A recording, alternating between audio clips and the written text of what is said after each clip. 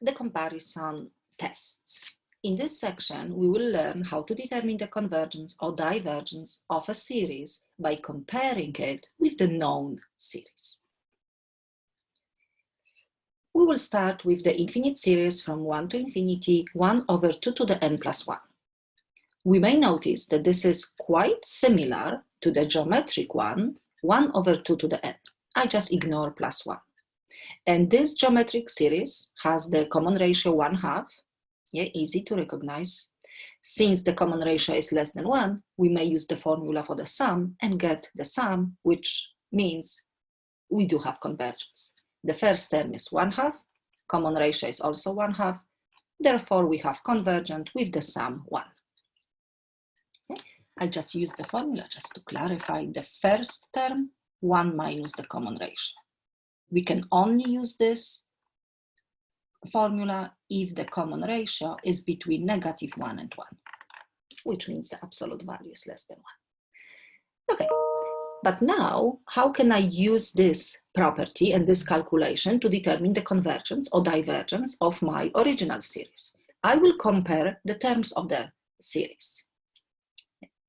Comparing these two fractions, we can definitely see this relation, this inequality, because making denominator bigger, the whole fraction is smaller.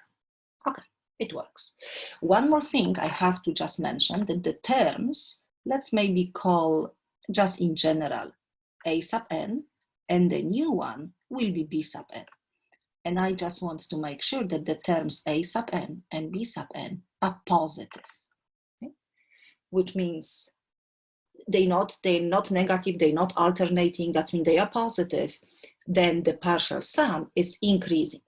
And in case of this geometric one, it's bounded, which means it's convergent. And that's another property. But they are positive terms. It's quite important. Okay, that means having this relation, we may notice that this summation, when I add all of these terms from 1 to infinity, we do have a finite number, 1.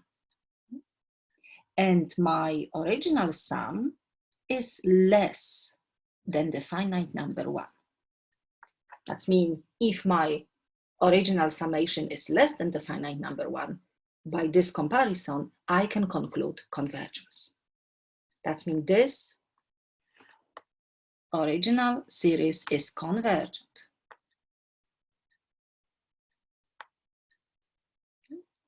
By, and we will call direct comparison test. That means that's the comparison.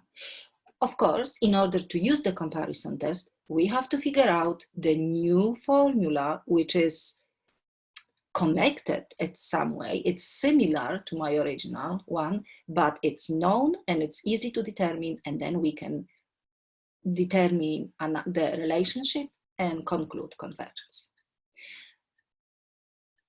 Of course, we have to make sure that if the relationship for some reason will not work, like for example, let's have this sum 1 and my original series will be greater, the summation will be greater than the finite number 1, then this is not a guarantee, because if the summation is greater than 1, could be convergent, but could be also divergent. Then we will not use the direct comparison test. Okay, and then I have the summary. Just we can tell that the sum is less than 1. Of course, the partial sum is getting bigger because positive, all of the terms are positive, is increasing, bounded, is convergent. That means we do have convergence. And let's look at the summary page. This is just like using the general notation, just what we actually compute. Suppose that we have the a sub n, b sub n are the series with the positive terms, of course. Yeah? And then if the new, because we will assume that the series b sub n is the new one that we created. And if this one is convergent, and we do have this relation, okay, then we can conclude convergence for our a sub n, original one. Also, we can do the other way. If the infinite series B sub n is divergent, and we have the relation the other way, then I can conclude divergence. And we will do in a minute some examples. That's how this works, because we can imagine, I can maybe write this summation B sub n, it's like infinity, huge, because each term is positive, then we will accumulate huge number. And my original summation is actually greater than. That means if the original, we can see that's the relation between the terms, and I just put the summation. That means this summation is greater than this one.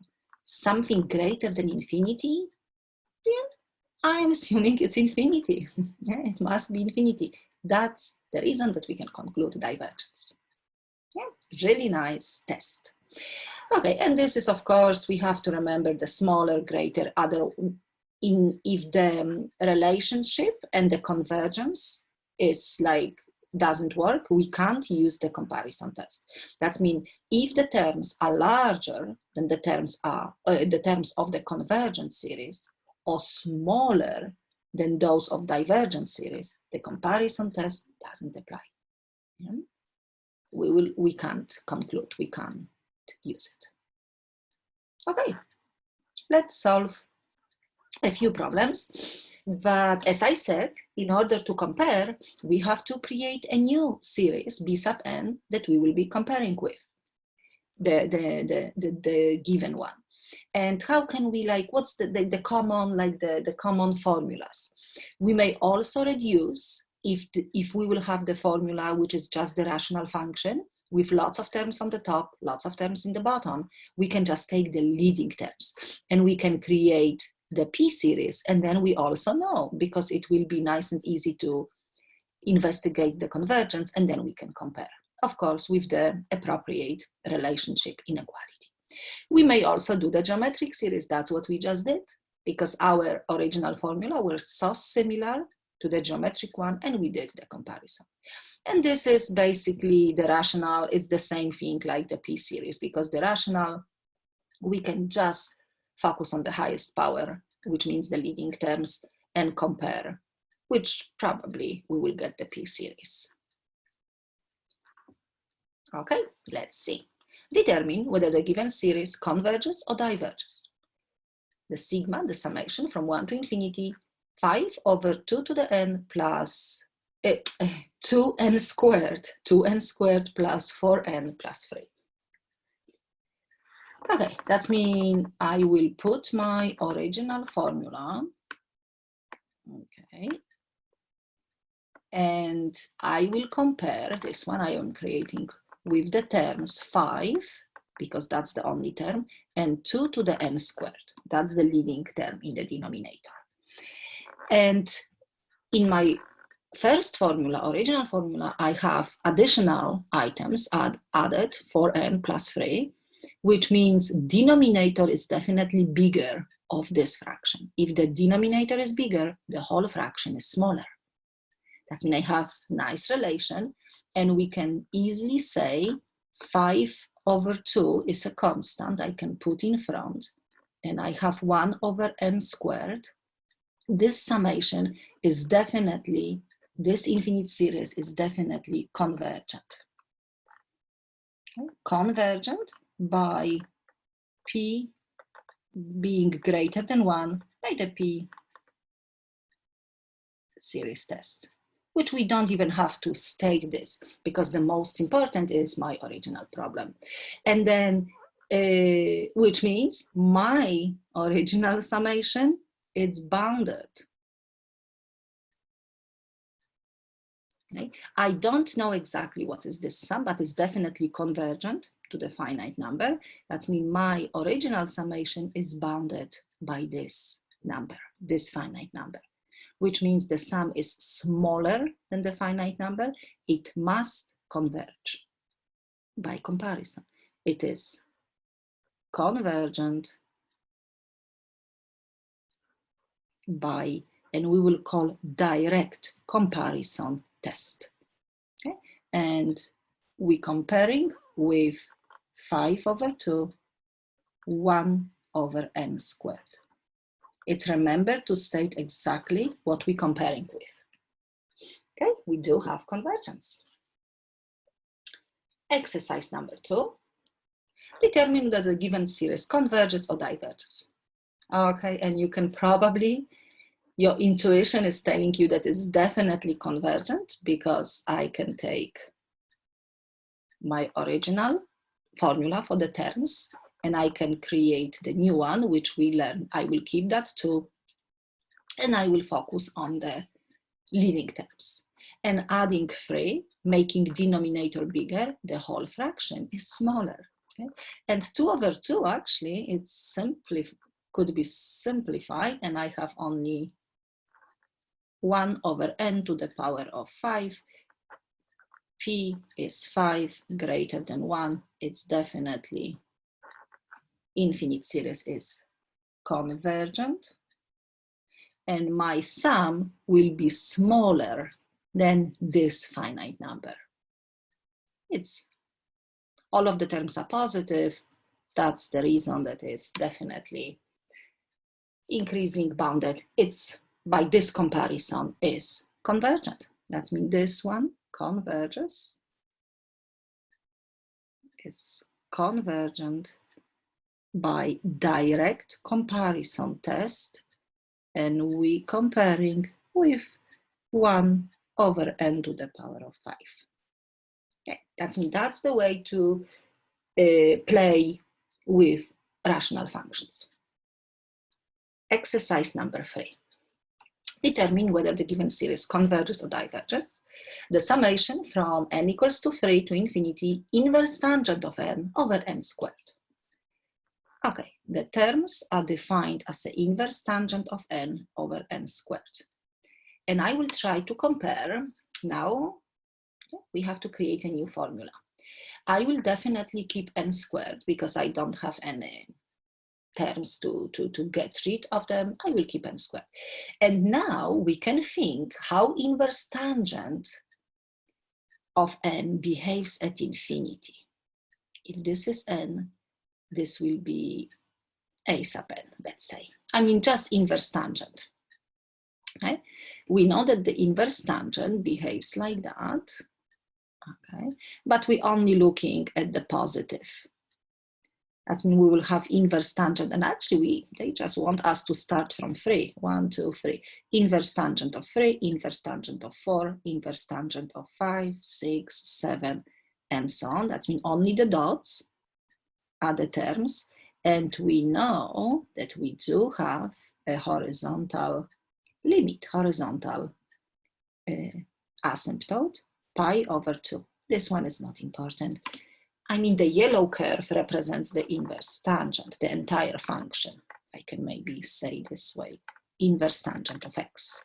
But the dots, the green dots, are just my series. I mean the sequence at the moment, because then we will add the terms. That means I can say that inverse tangent is all of the terms of inverse tangent are less than pi over 2. Okay, that means I did create my new formula, new series that I can try to compare. Okay, pi over 2 is a constant I can put outside, and I have my formula 1 over n squared, n squared. N squared. And this is again the p series test. The p is 2 greater than 1. It's definitely convergent. And my summation, original formula, inverse tangent of n over n squared, it's all of the terms are positive, then the partial sum is increasing, but it's bounded. Okay? It's bounded by the finite number because this is convergent. That means my sum is smaller than the finite number. I can conclude convergence. This is convergent by direct comparison test. And we comparing with pi over 2, it's important, constant, 1 over n squared. Okay, this will be the final statement. Okay, That's mean inverse tangent, I did compare with pi over 2. Exercise number 4. Okay, the same thing, sine square of n over n squared.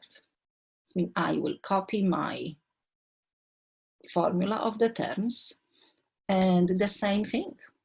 And sine function has the range between -1 and 1, but the square is always positive, which means it's between 0 and 1. The maximum value is 1, which means sine is always smaller or equal to 1. And I keep the same denominators. Perfect. This summation, all of the terms are positive, but this is definitely convergent. P equals to 2 greater than 1 by the P series test. And my summation is increasing because all of the terms are positive and we keep adding from 1 to infinity terms, but it's bounded.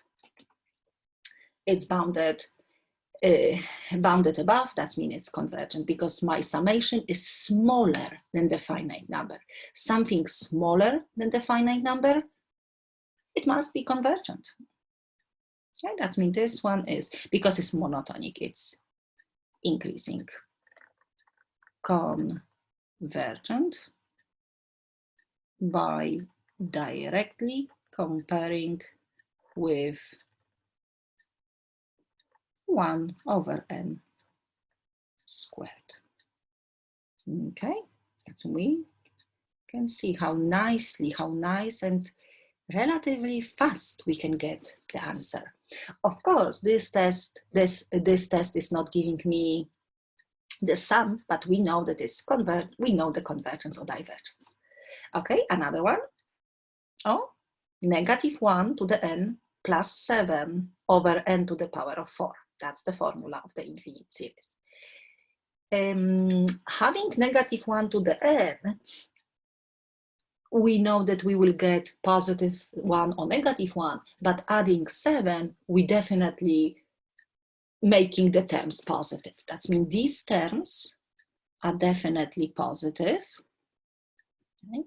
Now I'm trying to create a formula. We know that we will keep this because that's n to the power of 4.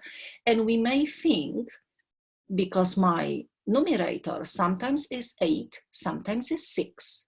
8, 6, because from 7 I will subtract 1 or add 1. That means when I add 1, I have 8. Then all of the terms are smaller. Right? That's nice, again, nice relation.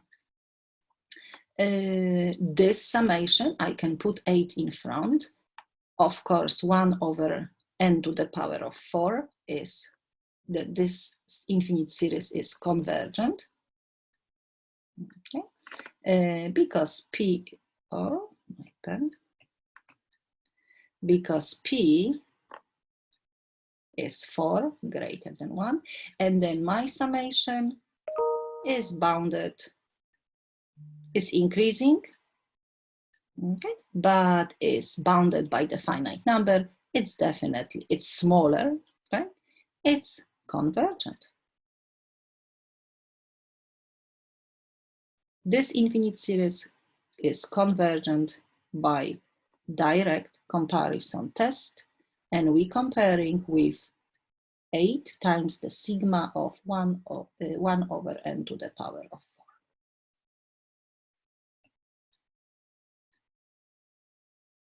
4. Okay.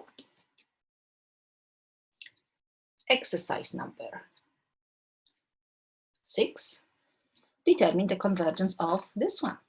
Summation from n equals to 3 to infinity, 1 over natural log of n. Okay. 1 over ln of n. I have to create a new terms and then possibly new sum, which will be comparable to 1 over ln of n. So I will probably keep 1 on the top. And now for the logarithmic function, for the natural logarithmic function, I might draw this function. This function looks like that. I mean, we do have, the function ln of x looks like that.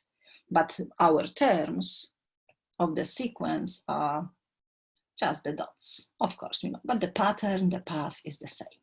That's n, let's say a sub n. Okay, now I can try to compare with, because theoretically, we can compare with everything, what we like, what we wish. We can put any formulas, but we have to make a nice conclusion, a nice statement. Yeah? That means one of the options that we can try is just n, just x, y equals to x, or that means this one is ln of x, this one is just x, okay, which means just n. 1, 2, 3, 4, 5, and so on. That means I can try this. That means let's try. Oh, my pen is not, okay, I will put n. Okay. And now we can see what we can see. We can see that the function n, or the terms n are definitely above, bigger than ln of n. Okay. That means n is greater than ln of n. If the denominator is greater, the whole fraction is smaller. Okay, I think we like this comparison because the summation with the terms 1 over n, of course, is a beautiful harmonic series.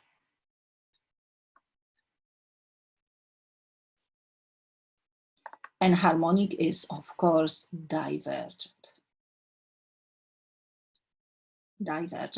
And then my summation is greater than this divergence, infinity, because all of the terms are positive. Let's say actually from 3. That means my sum is greater than infinity. Yeah? Must be also infinity. All of the terms are positive, infinity, which means divergent.